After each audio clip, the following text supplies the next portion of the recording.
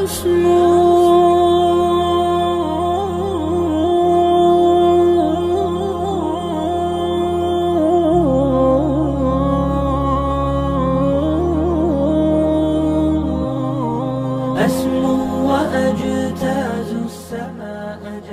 الله الرحمن الرحيم الحمد لله رب العالمين والصلاة والسلام على سيدنا وحبيبنا Muhammad وعلى آله وصحبه أجمعين. Donc mes chers frères et sœurs, là on est devant Masjid Quba, la mosquée de Quba, d'accord? Donc la mosquée de Quba, il y a un mérite énorme à venir ici et accomplir deux unités de prière. Le prophète sallallahu alayhi wa sallam nous dit, celui qui part de chez lui en état d'ablution, qui se rend à la mosquée de Quba et accomplit deux unités de prière, il aura l'équivalent d'une Umrah, d'accord, en termes de récompense. Alors, pourquoi le mérite de cette mosquée? En fait, c'est la première mosquée bâtie par les musulmans dans l'histoire de l'islam. Le prophète sallallahu alayhi wa sallam, lorsqu'il a quitté Mecca, lorsqu'il a quitté Mecca et qu'il est arrivé à Médine, il n'est pas arrivé tout de suite au centre-ville de Médine, il est arrivé dans la périphérie, d'accord? Et c'est ici qu'il s'est d'abord arrêté, auprès d'une tribu qu'on appelle les Bani Amr ibn Aouf. Le prophète sallallahu alayhi wa sallam est arrivé ici, c'était le lundi 12 Rabi' al-Awwal. Lorsque le prophète sallallahu alayhi wa sallam s'est arrêté ici, le premier projet qu'il a fait, la première chose qu'il a fait, c'est qu'il a demandé à ce qu'une mosquée soit construite. Et il a participé à cette construction.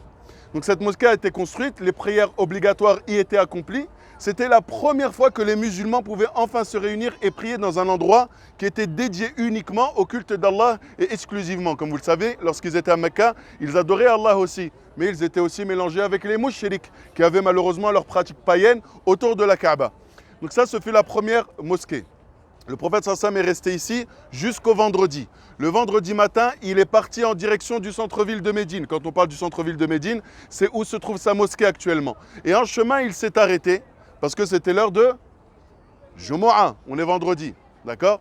Donc il s'est arrêté et là, il s'est arrêté et il a dirigé le premier Jumu'ah aussi de l'histoire de l'islam. Et là-bas aussi, une mosquée va être construite, celle qu'on appelle Masjid al-Jumu'ah. Il n'y a pas de mérite particulier à s'y rendre ou quoi que ce soit. Par contre, Masjid Quba, le prophète sallallahu alayhi wa sallam avait pour habitude, et c'est rapporté dans Bukhari Muslim, de venir tous les samedis pratiquement. Tous les samedis, il y venait. Des fois, il y venait à pied, des fois, il y venait avec sa monture, et il venait toujours accomplir quoi? Ces deux unités de prière. Mais Masjid Quba a un autre mérite aussi, c'est que cette mosquée, Allah tabaraka wa ta'ala en fait allusion dans le Coran. Et lorsque Allah tabaraka wa ta'ala en fait allusion, c'est parce qu'à l'époque, les hypocrites avaient voulu construire une mosquée aussi. Ils ont construit une mosquée, et il demandait au prophète sallallahu alayhi wa sallam de venir s'y rendre. Mais le prophète sallallahu alayhi wa sallam n'y allait pas. À plusieurs reprises, il a remis ça à plus tard. Le prophète sallallahu alayhi wa sallam était parti donc pour la bataille de Tabouk et il leur avait dit au retour, lorsque je serai de retour de Tabouk, je m'arrêterai dans votre mosquée et j'y prierai.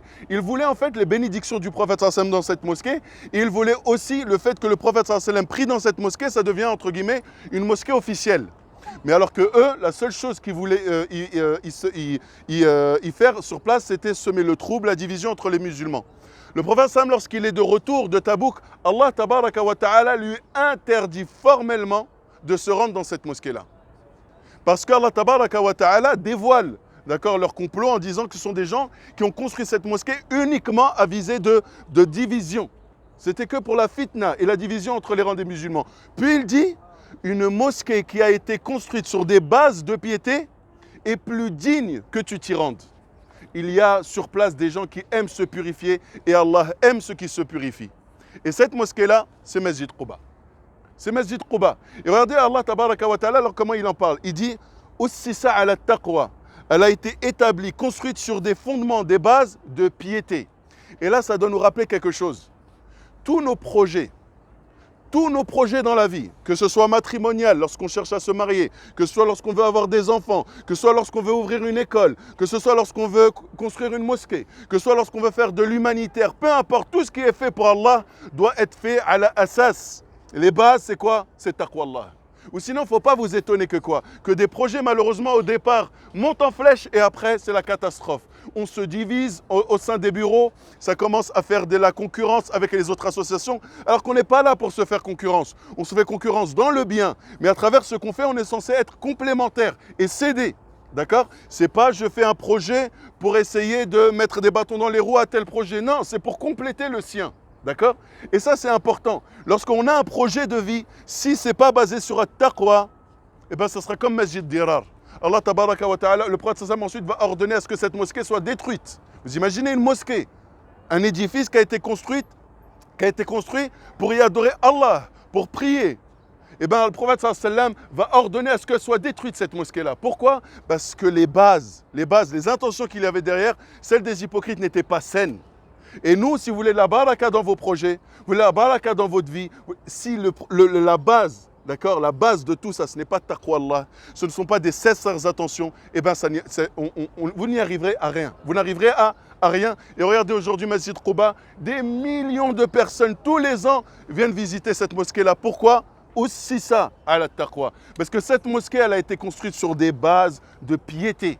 Et à nous aussi, encore une fois, de prendre exemple sur toutes ces choses-là. Pas seulement physiquement venir se déplacer, accomplir les prières, mais aussi tirer, d'accord, de manière spirituelle, essayer de tirer un maximum d'enseignements et de mettre ça ensuite en pratique. Vous savez l'épisode de la chamelle, lorsque le prophète sallallahu alayhi wa sallam était sur sa chamelle et qu'à un moment donné, tous les Médinois étaient là en train de tirer les rênes de la chamelle afin que le prophète sallallahu alayhi wa sallam puisse venir s'installer ici ou là.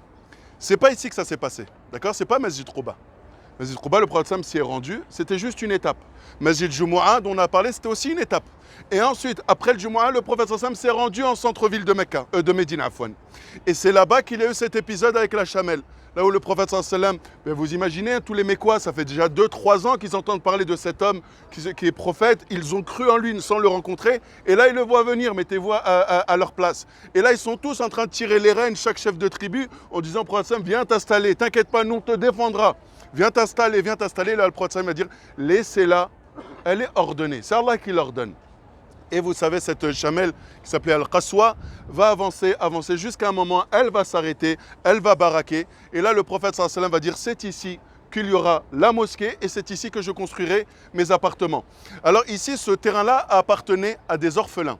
Le prophète sallam va demander à savoir, il va faire d'accord une investigation, à qui appartient ce terrain. Il dit, il appartient à des orphelins, mais prends-le ya Rasulallah, on te l'offre pour Allah. Et là, le prophète sallam refusera. Il n'acceptera pas ce cadeau. Il dira non, vous l'estimez et vous me donnez le prix et on paiera le prix. Pourquoi? Parce que c'est des orphelins. C'est des orphelins, c'est peut-être tout ce qui leur restait de l'héritage de leurs parents, le temps qu'ils prennent l'âge de la raison et qu'ils puissent ensuite récupérer ce terrain. Si on les prive ici même, fils sabilillah, et on les prive, en même temps on les prive de leur risque. D'accord? Le prophète Sam a refusé. Ce n'était pas quelqu'un qui était là et qui acceptait tout et n'importe comment, sous prétexte qu'il avait l'autorité ou qu'il était celui qu'il était, alayhi salatu wassalam. Mais il refusa, ils ont fait estimer le terrain et ces orphelins ont reçu leur dû et le prix de ce terrain. Donc c'est juste pour mettre les choses au clair, parce que beaucoup de personnes pensent que l'histoire de la chamelle, c'est ici que ça s'est passé. C'est pas ici, d'accord? C'est à la mosquée du prophète sallallahu alayhi wa sallam, là où on y est tous les jours. Wallahu a'lam. Bismillah, walhamdulillah, wa salatu wa salam ala rasulillah wa ba'd. Alors, mon frère Redouane vous a parlé du côté historique de la mosquée. Parlons un petit peu de la mosquée. La mosquée, c'est un endroit très important pour les musulmans et pour les musulmanes. Le prophète sallallahu alayhi wa sallam dit que les endroits les plus aimés d'Allah sont les mosquées. Et les plus détestés d'Allah sont les marchés. Et on sait que la prière en groupe dépasse en mérite la prière individuelle de 27 degrés, n'est-ce pas? Dans la mosquée, le prophète sallallahu alayhi wa sallam a construit une umma.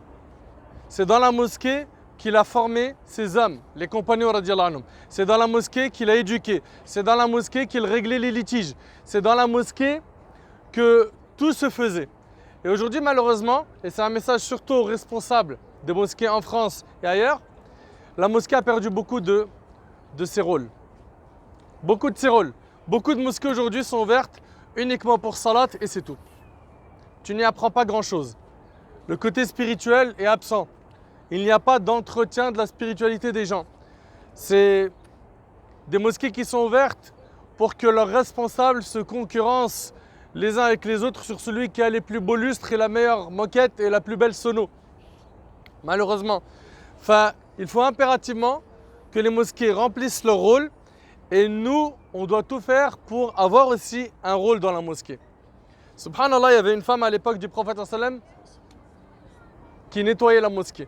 Cette femme, quand elle est morte, subhanallah, après son décès, le prophète sallam, il a appris qu'elle est décédée, qu'elle décéda sans qu'il soit là pour faire salat janaza.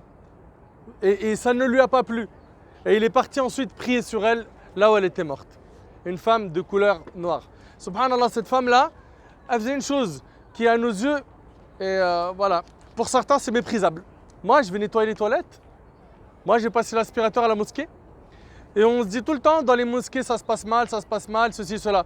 Commence-toi à essayer de changer les choses en t'investissant. Investis-toi.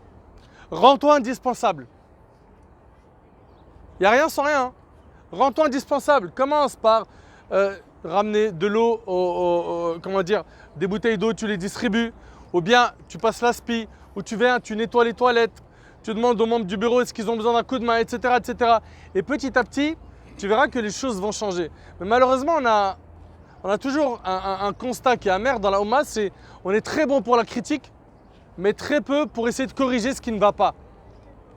C'est-à-dire pour faire des constats, on commence à parler par exemple du problème de tel sujet ou tel autre dans notre Oumma, tu vas voir, tabarakallah, plein d'analyses. Ok, très bien, maintenant qu'est-ce qu'on fait? Qui est prêt à s'investir pour changer? Ça, il n'y a plus personne. Il n'y a plus personne. Donc Allah barik fikum, soyons acteurs. Soyons acteurs car les mosquées ont un rôle très important.